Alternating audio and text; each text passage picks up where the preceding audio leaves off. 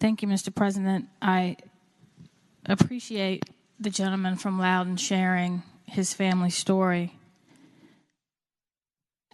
And I want to share a couple others very briefly.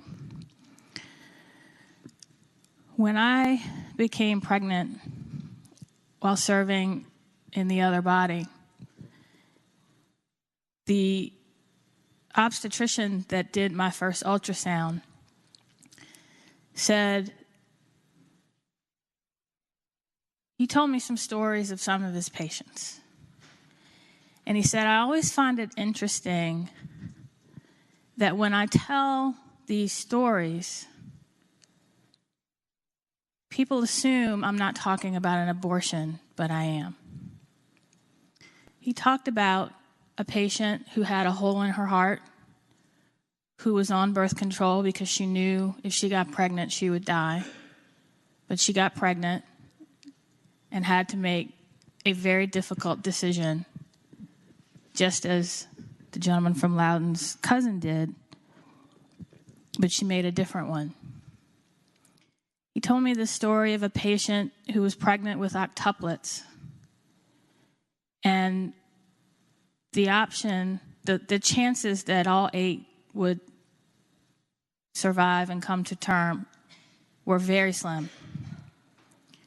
But if the mother reduced the pregnancy to 2, the chances of the 2 surviving were significant. So she and her husband had to make a very difficult decision. He told me the story of a woman who she and her husband had tried and tried and tried to get pregnant, finally did. And at the 20-week ultrasound, and when you get to 20 weeks, you're pretty pregnant. And you've made plans and dreams and thought about what is going to happen in the next 20 weeks. And you're a little bit afraid when the doctor comes in and says, there's a problem.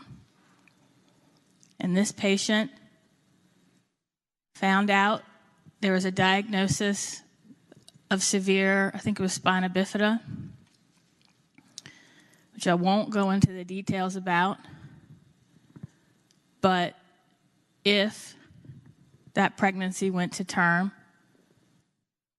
and given the significant deformities of the fetus, if it survived birth, it wouldn't survive very long.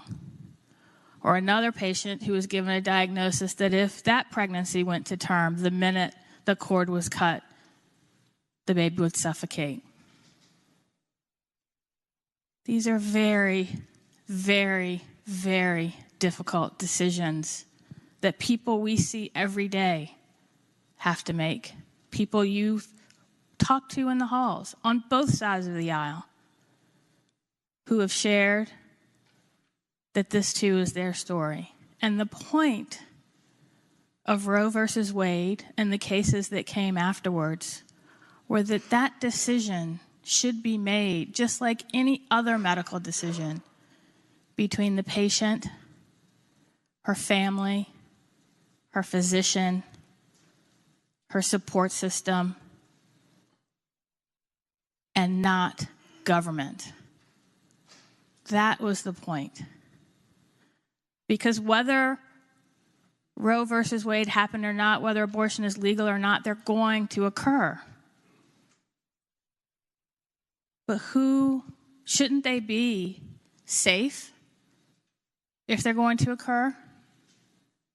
Should that be the only medical procedure that's in our criminal code? I think these decisions, as difficult as they are, as tragic as they can be, belong in the hands of the patient and her doctor and not government. Thank you.